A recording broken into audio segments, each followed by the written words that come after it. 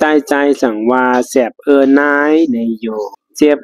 ดีนันไหนใจน้องกอหันใจให้แลห่างปอเคอให้จอมอยู่เย้าย้อนเปิดพาเตอร์มือใจแลวันนั่นขาปีน้องอ่ำจางกว่าเอ็นเตอร์ลางเฮือนแทงเย้าขาปีน้องเอ็นก็กันอยู่เนอเฮือนกวยถึงมาวายวันแม่เขาปอกกาดมาแลใจน้องจังว่าแม่พาเตอร์มือใจออในอยู่แม่เขาจังตกใจเสมีเหลอใจแม่ด้วยรู้ในอยู่อาโลเติ้นนำไว้ห้าในอยู่นายเขาจังลาดว่าน้ำตาลใจน้ำตาย่อยตกเสให้ต่อแม่เขาอยู่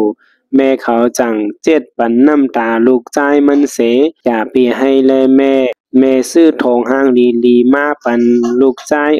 ในเสใจก่อจมด้วยทองห้างลีอ่อนอันแม่เขาซื้อมาปันมันนั่นอยู่ใจน้องจังว่าแม่กองใจน้องรู้ในแม่เขาจังเอากองอันซื้อมาปันนั่นเสในเนกองหนาใจน้องในเสใจน้องก็จมเซอยิบเอากองมันเสหน้าเหนียนมันด้วยตอกแตกอยู่มันใจจ่อใจเสเล่นกองมันจ่อเซออยู่ถึงตามคำมาพองมืออูเขาปอกการมานั่นมันเอากองมันแอนลงเฮือนเสกว่ากว่ายื้อหนีอูเขาอยู่อูเขาก็จังจมเซอขอบเอาดุกใจอ่อนมันเสลาดว่าอาโลใจน้องไลกองหมาห้าในแลมันใจงอกโหนีอูเขาเสใจน้องจังกัดปอเขาว่าปอใจใหญ่มาใจตีเฮ็ดซึกปอเขาจังว่าอาโลตีเฮ็ดลูกซึกในห้าใจน้องจังตอบใจปอเขาจังถามใจตียื้อเพลาใจน้องจังตอบลูกตียื้อก้นให้เขาต้งในอูเขาจอมเซอเสหอบเอามันใจขึ้นมาต่อปอแผวเหนือเฮือนเย้าคำนั่นเขาปอแม่ลูกให้หลานอ่อนกันนอนเจ้าอยู่ตามนาเมืองจำแรงมาจังซ้ำมีเสียงตรงต่างวิวว้าวตึงต่างเสียงกองเสียงหมากมอหวนปั้นกว่าเสียงกองเสียงหมากแตกเนื้อวานแลเสียงกองเสียงหมากแตกเนื้อวานแลนายมนจังลูกมาเพอเสปกสั่งทุนอยู่สั่งทุนโนนเปลี่ยนป้อยตึกเนอวานอ่ำเจอห้าในสั่งทุนแลนางโนนก็จังแนดผุ่นลูกมาเพอเสเจออแม่สั่งทุนหลอมต้วยตีหูผาเส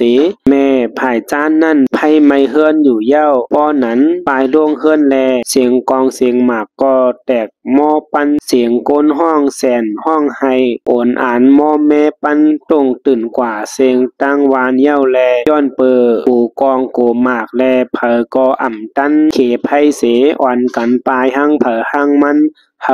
หลอดกล้วยเย้านายมนก็แนดกว่าซิมเอาโคมันเสลงเฮือนมาเย้าเผื่อแผ่วมาตีเตอมันคุกเจอไลหลานอ่อนมันสองก็แลตั้งเลียนขึ้นเนือเฮือนกว่าโนนลูกอ่อนคือลูกอ่อนสองก็ปีน้องรู้นายมนแลนางโนนแนดเข้ากว่าเนื้อหองเสกว่าจูขาสองก็ปีน้องเย้าขาปีน้องก็ตกใจเสียงหมากเสใจน้องแต่ลูกมานั่งอยู่ตอกซอกเย้าใจ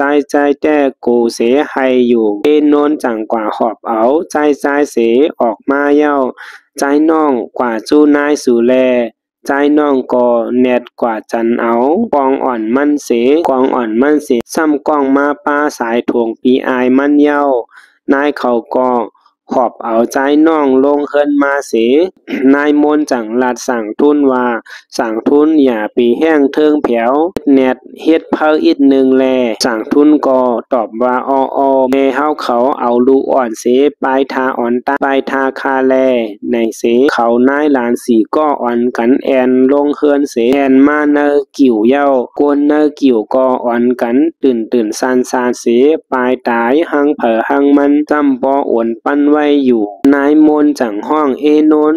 มาแป๊บหิมห้องในแลถึงเมื่อกลุ่มเฮ็ดสังอยู่หลานั่นไหนนางนนก็จังมาหิมนายมนเสียงกองเสียงหมากก็ซ้ำปอกึ้นอ่ำถาดหาดใส่กันเห็นคือเป็นเยอะอยู่ตอกตอกตรงตรงวิววิวเสียงหมากลงก็มอปั้นจอดเสียงแลยินเสียงหมากหลงตกเสือไผ่หลังเฮือนเขานั่นแลเอ็นนนหลอมด้วยกว่าไลหันไผ่ไม่เฮือนเขาไว้อยู่นางนนจังลาดเมมันว่าแม่หมากตื้อเฮือนเฮาเย้าปีทุนก็อ่ำหันมานายมนก็หลอมด้วยไผ่ลูกไม้เฮือนเขาเสน้ำตามันก็ไหลลงแก้มมาเสอาโลพระเป็นเจ้านายมนตึกว่าหนังนั้นกุไหลหันเอนนนอ่างกวาดทั้งเฮือนเขาแล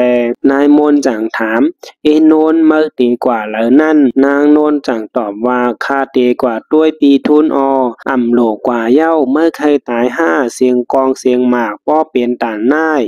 นางนนไม่เจอหน้าเย้าแลไว้เป็ดใจเสียแอนกว่าจูใจทุนตีเฮือนเขานั่นอยู่เย้าเอนนอย่าไปกว่านายมนห้องจอมหลังมันเสตากอแม่เขาห้ามซีมันอยู่เสตากอตออ่ำเย้าแลพ้องมือนางนนแอนเสแผ่วกว่าตีอ่ำป้อไก่นั่นหมากกองลูกหนึ่งยาหัวอกมันนางเสร่วมถูกว่าเย้ามันนางต้อแต้ออกเสียงห้องว่าแม่ในกำหนึ่งเสสายเจอมันไหลขาดกว่านายมนก็ไหลยินเสียงลูกยิงมันห้องว่าแม่ในแลนายมนก็จังแนนออกมาจูลูกยิงมันเย้าตีหิมตั้งเพอันหนึ่งนั่นมันจังกว่าผาหญ้าโกนก้อนหนึ่งเสนายมนร่วมถูกว่าเนื้อตั้งเย้าย้อนเปิดก้อนไฟอันไม่เฮือนั่นแลนายมนจังหลอมด้วยก็อันผ่าหญ้ามันนั่นแลผู้ว่าเป็นสางทุนแลนายมนจังว่าสางทุนกว่าตัวเอนนรู้สางทุนจังว่ามันมีตีละค่ะแม่เสียงกองเสียงหมากก็ซ้ำปอปั้นเปิ้นโคเข้าแต่ปั้นอยู่นายมนจังจี้เหนสางทุนมันล่มอยู่ตีต่างนั่นเน